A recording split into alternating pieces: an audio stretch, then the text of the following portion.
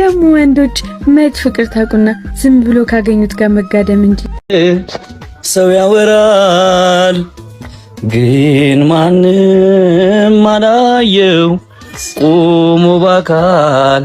ፍቅር ግን አለ። የት ሄዱ ነው? ኧረ ተው አንድ ሴት ለኔ ታጣለህ ፈጣሪ። አንተ አስነግርሽኝ እኮ በቃ በድካ ምንድን ነው? ብቻን እያወራክ ነው? እባክሽ ተይ፣ ለራሴ ፍቅርና ሴት የሚባለው ነገር አልወጣ ብሎኛል። ደግሞ ወንዶች ማየት ፍቅር ታቁና ዝም ብሎ ካገኙት ጋር መጋደም እንጂ ምን በአሽሙር መሳደብሽ ነው? አንተ ደግሞ አመረለክ እኮ እሱን ተወውና እስቲ አላማረብኝም?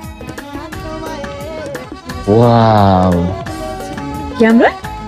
አዎ ግን ማንን ለማማለል? አረ እንዲሁ ዝም ብዬ ነው። ማን? አንቺ አቅሻለሁ እኮ። ያው ከታወቀ ይቀራል። ያን ልጅ ለማማለል ነው እና ከሱ ሌላ ማን አለ? እሱ እኮ ግን ከምንም አይቆጥርሽም። አሳይካለሁ። እስቲ አይሻለሁ። እሱ ከሌሎቹ በምን ይለያል?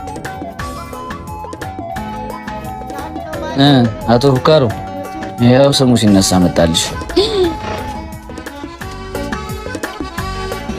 ያው እያልኩሽ ስሙን ማመስሉ አንዴ መጣው። አንተ አይደል እንዴ የምጠራው? ንቀት ነው ዝም ብለህ ከምትሄድ? መጀመሪያ የሰው ልጅ አንተ ይባል ሰማለኝ። ሲቀጥል ደግሞ ለተወረበሉ ላይ መለስ። ምን ስለወደድኩ ነው እንዴ የምትሆነው? ስለተወደድኩ ሳይሆን ስላልተከበርኩ ነው።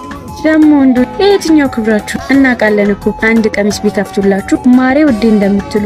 ይልቅ ጊዜ ሳይረፍድብህ ኩራትህን ትተህ ይህን የመሰለ ገላ ስትታዘዘው ነው። ወንድ ልጅ ስለሆንኩ ብቻ እኮ ካገኘሁትና ከማንም ጋር የመጋደም ፍላጎት የለኝም። ለዛውም እንዳንቺ አይነት ራሳቸውን በለበሱት ቀሚስ ልክ እንደሚያስቡ ክብር የሌላችሁ ሴቶች እንደናንተ አይነቱና እናንተን በሚከተሉ ወንዶች ነው እርስ በርስ የምንሰዳደው። የእናት ሽንሽን ቀሚስ ክብር ያጣው በእናንተ። ከእናት ብጫቂ ሽንሽን ቀሚስ አንቺ